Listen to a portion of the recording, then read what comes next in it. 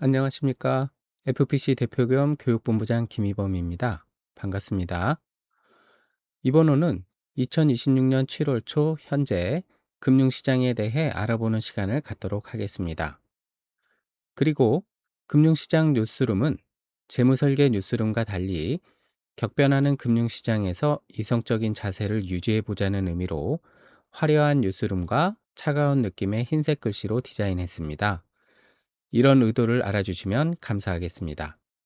그럼 본론으로 들어가 보겠습니다. 먼저 내용을 말씀드리기 전에 주의사항 한 가지를 안내 드리겠습니다. 이번 호에서 말씀드릴 내용은 FPC의 의견이며 실제 상황과 틀릴 수 있습니다. 그리고 투자에 따른 책임은 100% 투자자 본인에게 있다는 점을 유의해 주시기 바랍니다. 그럼 내용을 살펴보도록 하겠습니다. 금융시장을 보기 위해 기본적으로 점검해야 할 것은 기준금리입니다. 기준금리는 화면에서 보시듯이 각 나라의 중앙은행이 발표하는 금리로서 그 나라의 경제에 큰 영향을 미치는 요소입니다. 뒤에서 말씀드리겠지만 최근 우리나라의 기준금리는 인상이 점쳐지고 있기 때문에 이를 검토하는 것은 더 중요해졌다 하겠습니다. 다음은 환율입니다. 아시다시피 환율은 자국 화폐와 다른 나라의 화폐를 교환하는 기준인데 지구촌이라는 얘기가 나올 만큼 글로벌 교육이 활발한 시기에 환율은 여러 나라에 많은 영향을 미치고 있습니다. 더불어 환율 상승이라는 용어에 대해 잠시 살펴보겠습니다. 환율 상승은 다른 나라 화폐 대비 우리나라 화폐의 교환 비율이 상승했다는 얘기인데 예를 들어 보면 과거에는 1달러에 1,000원이던 환율이 1달러에 1,500원이 된 것과 같은 현상을 말하는 것입니다. 즉, 미국인이 1달러를 갖고 우리나라에 오면 과거에는 1,000원으로 바꿔주던 것을 이제는 1,500원을 줘야 한다는 것이고, 이렇게 환율이 상승하게 되면 미국인이 갖고 오는 1달러는 변함이 없는데 우리나라 돈은 더 많이 줘야 하기 때문에 우리나라 돈 가치는 떨어지게 된 것입니다. 이것을 평가절하 되었다고 표현하기도 합니다. 다시 정리해 보면 환율 상승과 평가절하는 같은 말이며 이는 우리나라 돈 가치가 떨어졌음을 의미하는 것이라 하겠습니다. 이렇게 환율이 상승하게 되면 우리나라에는 여러 경제적 파장이 생기는데 우리 물건을 수출하는 기업 측면에서 보면 우리나라 물건을 사는 다른 나라 사람은 같은 돈 1달러로 1,500원짜리를 살 수 있게 되었으니 우리나라 물건을 더 많이 사게 되고 이는 수출 증대로 이어지게 됩니다. 반면 외국인 투자자는 1달러를 갖고 오면 1,500원으로 환전되니 당장은 좋을 수도 있지만 환율 상승이 계속되면 투자금을 회수할 때 오히려 손실이 생길 수 있기 때문에 지속적인 환율 상승은 외국인 투자자에게는 좋지 않을 수 있습니다. 그리고 수출과 반대로 우리나라로 수입을 한다면 똑같은 1달러짜리 물건을 1,500원을 주고 사와야 하니 수입품 가격 상승 효과가 생기고 결국 국내 물가가 상승하는 일이 생기게 됩니다. 그러면 정부는 이런 현상을 관리하기 위해 금리 인상을 고려하게 됩니다. 2026년 7월 초 달러 대비 우리나라 환율은 매우 높은 수준이며 정부와 기업의 다양한 대응 방안이 있을 것이라 예상되는 상태입니다. 그럼 이번 페이지에서는 기준금리에 대해 좀 더 살펴보도록 하겠습니다. 앞서 말씀드렸듯이 지금 시장에서는 기준금리 인상을 예상하고 있는데 왜 그런지 알아보기 위해 과거 사건을 짚어보도록 하겠습니다. 전 세계는 2008년 글로벌 금융위기, 2020년 코로나 팬데믹을 거치며 경기 부양을 위해 시중의 유동성, 즉 현금을 공급하였고 기준금리도 0% 수준까지 떨어뜨렸습니다. 그 결과로 인플레이션 위험이 증대되었는데 이를 관리하고자 많은 국가에서 2022년 하반기부터 금리 인상 정책을 펴게 되었습니다. 그리고 2024년 물가가 진정되는 모습을 보이자 시장에서는 경기 활성화를 위해 다시 금리 인하 요구가 분출되기도 했지만, 미국의 관세 정책과 2026년 2월 미국 이란 전쟁으로 촉발된 물가 상승 압박으로 현재는 금리 인상이 예상되고 있습니다. 그리고 하나 더 참고해야 할 사항은, 미국의 중앙은행인 연방준비제도, 즉 FED와 세계의 여러 나라는 2022년 급격한 금리 인상을 하면서 향후 금리를 내리더라도 이전과 같은 0%대 금리가 되지는 않을 것이라 했고, 오히려 좀 높은 금리를 유지해야 한다고 주장했는데, 이것이 현재까지 지켜지고 있는 상태라는 것도 알아두면 향후 금리를 예측할 때 도움이 될 것입니다. 그럼 금리를 인상하면 경제에는 어떤 영향이 있을까요? 간단히 한마디로 얘기하자면 경기가 침체하게 됩니다.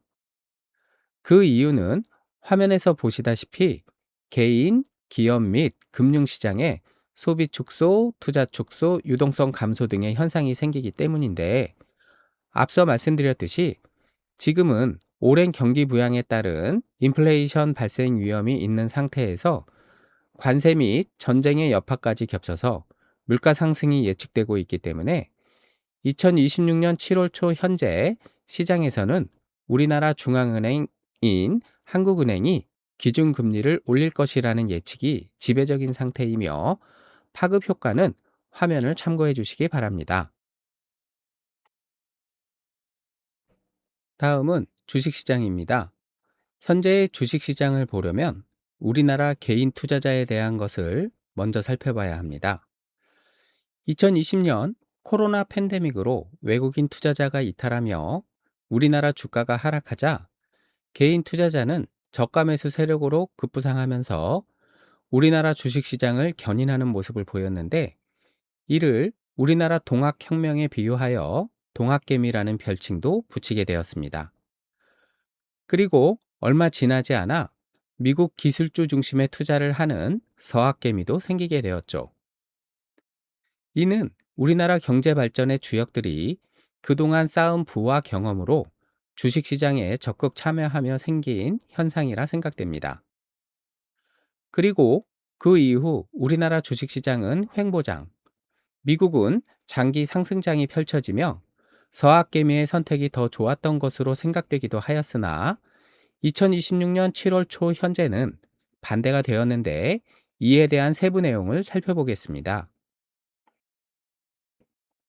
여기서는 2020년 1월 말부터 2026년 6월 말까지 코스피 지수와 미국의 코스피라 할 수 있는 다우, 그리고 기술주 중심의 나스닥 지수 상승률을 비교해 보도록 하겠습니다. 먼저 이 기간 지수의 상승과 하락을 그래프로 보면 화면과 같습니다. 그리고 이 기간 지수 상승률을 보면 코스피는 300%, 다우는 85.2%, 나스닥은 186.5%이고, 동기간 매월 말일 동일한 금액을 적립식으로 투자했을 때 수익률을 보면 코스피는 309.8%, 다우 148.3%, 나스닥 184.2%입니다. 이는 78개월이라는 오랜 기간을 거쳐 살펴본 결과입니다. 그리고 이 그래프를 보면 우리나라의 지수 변동은 세계 최대의 경제대국 미국과 비교했을 때 큰 편이라 할 수 있는데, 이는 어찌 보면 자연스러운 것이라 할 수도 있을 것입니다. 이어서 최근 주식시장에서 자주 보이는 용어 몇 가지에 대해 알아보겠습니다. 먼저 리밸런싱입니다. 리밸런싱은 밸런스, 즉 균형을 다시 맞춘다는 의미입니다. 예를 들어 연기금과 같은 대규모 자산은 투자를 하기 전에 화면과 같이 장기적으로 투자할 대상과 투자 비중을 정하고 그에 맞춰 자산을 배분하는 전략적 자산 배분을 하게 됩니다. 이후 투자 운용을 하다 보면 투자 비중이 변하게 되는데, 화면과 같이 A 부문의 비중이 50%에서 70%로 늘어나고 B 부분은 30%에서 10%로 줄었다고 보겠습니다. 이렇게 된 것을 설정했던 전략적 자산 배분 비율대로 다시 조정을 한다고 하면 상대적으로 비싸진 A를 20% 매각하고 이것을 재원으로 상대적으로 싸진 B를 20% 매수하여 원래 비율대로 조정을 하게 됩니다. 이런 조정은 단순히 수익률을 높이고자 하는 것은 아니고 수익을 확정하거나 손실을 줄이는 작업을 통해 안정적인 운영을 하고자 하는 것인데 이것을 리밸런싱이라고 합니다. 다음은 B2입니다.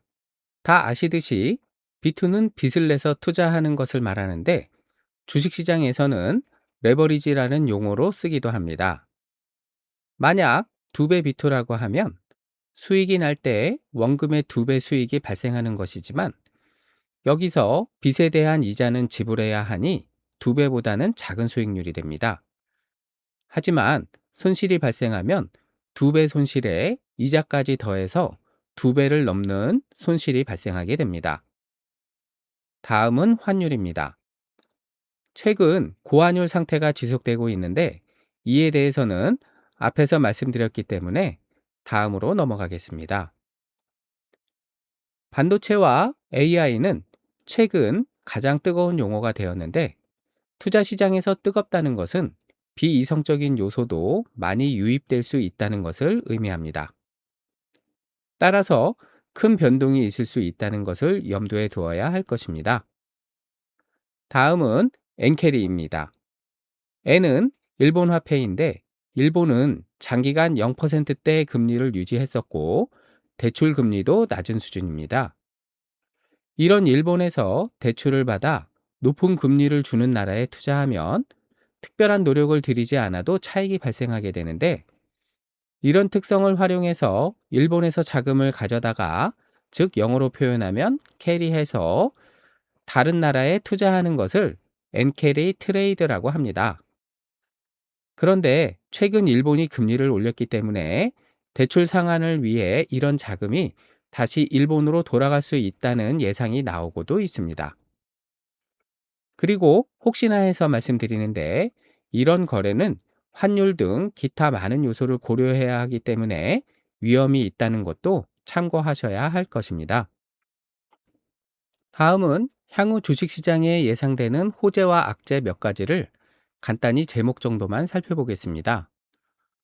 먼저 호재로는 우리나라 수출이 역대급 호조를 보이고 있다는 것과 정부의 3대 메가 프로젝트로 인해 관련 산업이 커질 수 있다는 점, 그리고 정확한 것은 알 수 없지만 시장의 유동성, 즉 투자 자금이 풍부할 수 있다는 것 등을 들 수 있겠습니다. 다음은 악재입니다. 향후 금리 인상이 있을 수 있고 물가 상승 및 소비 축소가 발생할 가능성이 있으며 국민연금이 국내 주식시장에 대한 리밸런싱을 할 수 있다는 점, 그리고 미국과 이란 및 우크라이나 전쟁 등이 세계 경제에 영향을 줄 수 있다는 것 등을 들 수 있겠습니다. 지금 호재와 악재에 대한 간단히 몇 가지를 살펴보기는 했지만 시장은 언제든 예상과 달리 움직일 수 있고 새로운 변수도 수시로 발생할 수 있기 때문에 실제 투자를 하는 경우 신중한 접근이 필요할 것입니다. 다음은 2026년 7월 초 현재 시점에서 투자자가 갖췄으면 하는 마음가짐에 대해 말씀드려 보겠습니다. 시장은 언제나 위험과 기회가 공존하는 것이 사실이지만 현재 시장을 한마디로 표현하자면 변동성, 즉 위험이 확대되고 있는 장세라 할 수 있습니다. 이렇게 위험이 확대되는 시장에서는 위험을 더 높이는 B2가 아닌 순수한 자기 자본으로 거래하는 자세가 필요합니다. 그리고 주식시장은 주식을 거래하기 위한 시장이지 그 이상도 그 이하도 아닙니다.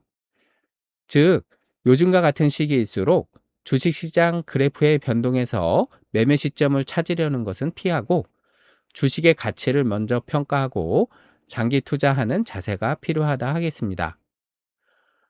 이렇게 해서 주식시장에 대해 살펴봤고 다음은 채권과 기타 시장에 대해 간단히 살펴보도록 하겠습니다.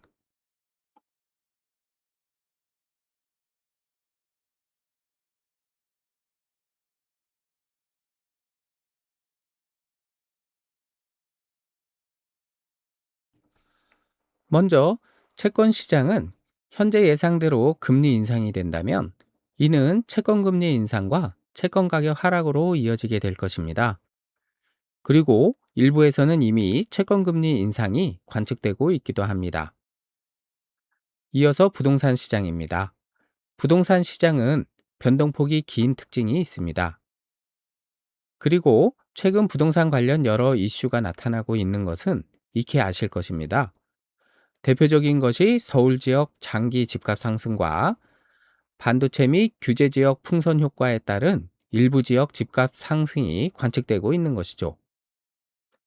그러나 부동산의 특성을 고려한다면 이를 단기적 관점에서만 볼 것이 아니라 장기적 관점에서도 살펴볼 필요가 있습니다. 또한 부동산 관련 정부 정책도 면밀히 살펴봐야 하는데 부동산은 정부 정책에 직접적으로 영향을 받기 때문입니다. 단기적으로는 부동산 관련 세금이라 할 수 있는데 보유세인 재산세와 종합부동산세, 그리고 양도소득세 부문에서 다주택자 중과세와 장기보유 특별공제 개정 등을 생각해 볼 수 있고 장기적으로는 주택 공급이 큰 영향을 미칠 것으로 예상됩니다. 이렇게 해서 2026년 7월 초 금융시장에 대해 알아봤고 이번 호에서 말씀드린 것을 정리해 보도록 하겠습니다. 이번 호의 핵심 내용을 정리하자면 첫째는 현재 금리 인상이 예상되는 것과 고환율 환율에 대한 것이라 할 수 있고 둘째는 현재 주식시장의 변동성이 확대되고 있다는 것과 이 시점 투자자의 바람직한 자세에 대해 말씀드렸습니다. 이어서 다음 호에서는 세법에 대한 이해를 넓혀보는 시간을 갖도록 하겠습니다. FPC는 금융 소비자 여러분의 다양한 금융 생활을 돕기 위해 분야별 영상을 시리즈로 등록하고 있습니다. 저희 채널을 구독하셔서 필요한 분야의 영상을 시리즈로 시청해 보시면 금융 생활에 도움이 될 것이라 생각합니다. 오늘도 영상을 끝까지 시청해 주셔서 감사드리며 다음 시간에 뵙도록 하겠습니다.